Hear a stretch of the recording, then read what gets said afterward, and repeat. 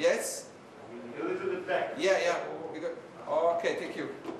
В Казахстане провели первую роботизированную операцию под управлением итальянского профессора и разработчика уникального устройства Стефано Джидаро. Робот-хирург совершил сложнейшее хирургическое вмешательство. Эта механическая кисть в точности повторяет действия доктора. Она не дрогнет и тем более не устанет, уверяет автор ноу-хау. Я хочу подчеркнуть профессионализм и качество подготовки ваших врачей. Я могу с уверенностью сказать, что у ваших врачей хватит профессионализма проводить подобные операции. Я в них на 100% уверен. Светило казахстанской медицины здесь в качестве стажеров. Стефано Джидардо в деталях рассказывает обо всех тонкостях роботохирургии. В этом году его ученикам доверят 500 самостоятельных операций. 4 казахстанских специалиста уже прошли двухнедельные курсы в Милане. Еще стольким же только предстоит повышение квалификации.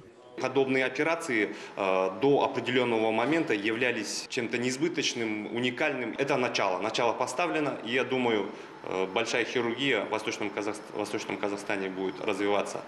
Чтобы операции будущего стали доступными для рядовых пациентов, медучреждения Восточного Казахстана переоборудуют. На их переоснащение из областного бюджета выделят рекордный по меркам региональной медицины 24 миллиарда тенге. Врачей научат не только эксплуатировать, но и ремонтировать роботизированные установки. Подготовкой IT-медиков займутся в Техническом университете Усть-Каменогорска.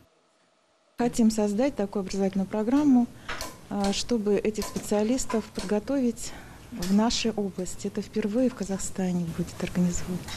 Но для этого у нас проводится сотрудничество с другими странами, такими как Россия, Германия, Япония.